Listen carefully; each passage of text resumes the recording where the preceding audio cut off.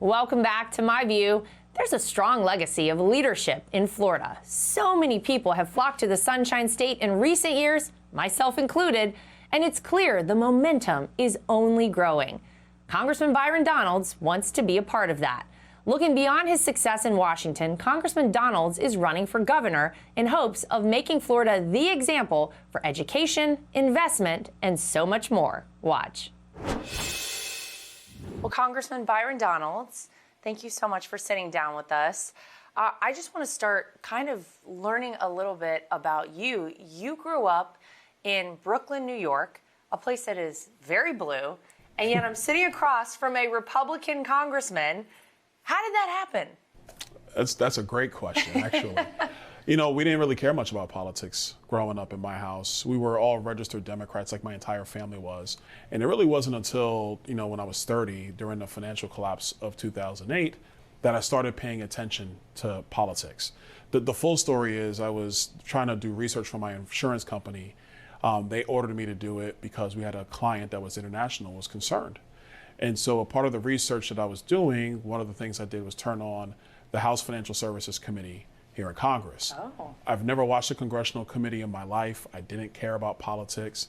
And frankly, I just got pissed off because the members were talking about our economy and they didn't know what they were talking about. And so I knew what was happening in the economy and why it was failing at the time. And I never got those answers from Capitol Hill. Is that what encouraged you ultimately to get into politics? Because I don't have to tell you, it is a tough business. It is not for the faint of heart, not for the thin skin.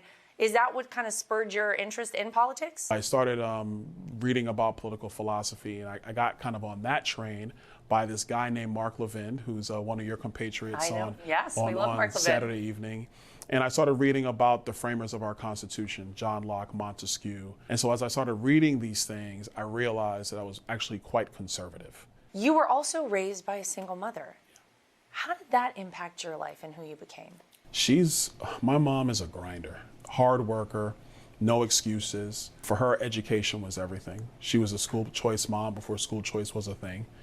She gambled on me and my education. She didn't want to just leave me to the public schools. We struggled at times when I was at home, but for her, there was always the possibility to excel, to achieve, and to really escape the hood, escape the inner city and make something of yourself.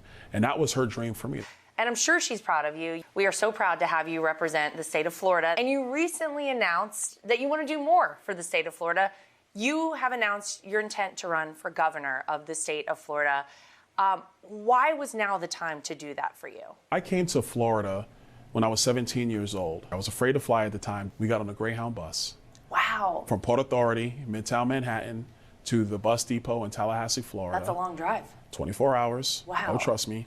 So I just had my trunk full of clothes, got to Tallahassee, Florida, and everything in my life was really built in Florida. My foundation is New York, and the grinding aspects, being able to be discerning of people coming across you, that's a New York thing that's just never going away. That's a Brooklyn thing. It's the street smarts. 100%. Yeah. But I built everything in Florida. And Florida is where I matured. And Florida is where I met my wife. It's where my kids were born and they grew up. It's where I became a coach. It's where I became a youth leader. It's where I built my career. It's where I found politics. So now to come back and running to become the next governor is really about making sure that Florida, which is the best state in the country, continues to be the best state in the country. You got a pretty coveted endorsement Yeah. from President Trump, who called you a total winner in all caps, Congressman.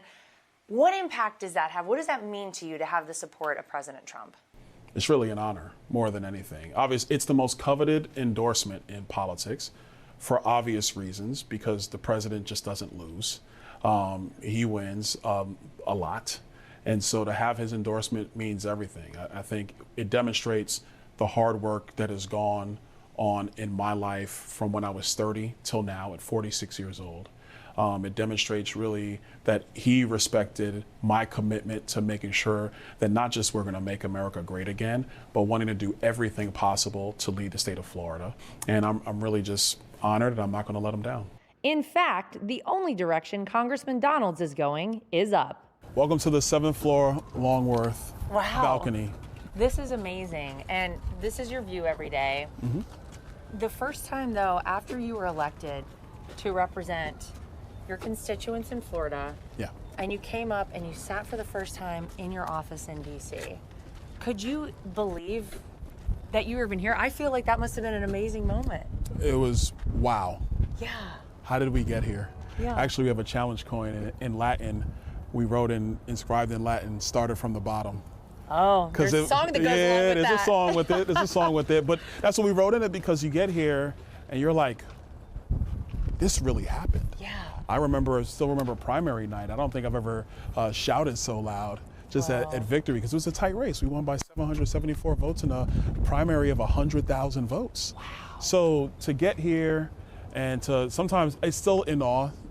I'll look at the Capitol building and be like, it's the office. But Congressman Donalds is willing to forego the view for a chance to keep Florida moving forward. Florida really, has been booming over the past several years. There was such movement down to Florida during the pandemic. And I'm one of those people. I moved down there and I stayed because it is a great state. It's a great place to live. What is your vision for the future of Florida? We're one of the best states, if not the best state in the country when it comes to business. Let's take that to the next level. I believe Florida is going to be the financial capital of the world, but let's be intentional about that. I want to see a crypto exchange opened in Florida. It's about having corporations decide, you know what, we're going there because it's the best state to operate. It's the best state to incorporate in. Secondarily, insurance. We got to fix it. The prices have been going up in insurance. It's very tough. Everybody's got to be at the table about what the reforms are going to be. And then the last piece is education. Now, we lead the country when it comes to school choice. We do that now.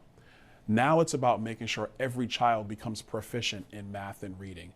Most of our kids are at grade level. I want our kids to be focused on proficiency, on mastery, so that they have the opportunity to really excel academically. That really means so much, not just for their lives and for their future families, but for the future of Florida, not just as an economic engine, but as a leader to the other 49 states of how you organize state government. You said that your mom was school choice before school choice was even a thing. That's a big deal. Absolutely. When I was in the legislature, I passed what at the time was the largest expansion in school choice. It was called the Hope Scholarship. And this is what went to kids who were being abused in public schools, beat up, abused, battery, whatever the case might be.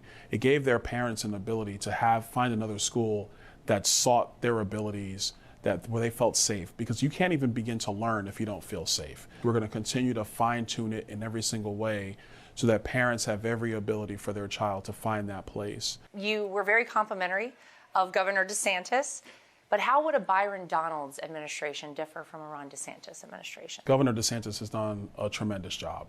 I think with me, it's a little different. I think, first of all, we saw some of the stuff in the legislature, and I don't really want to get too deep in it. But I think that, one, it's setting the example of how we're going to have the cordial conversations that are necessary. Number two, I think the biggest thing is you just want to take what we've done and really help other states get there.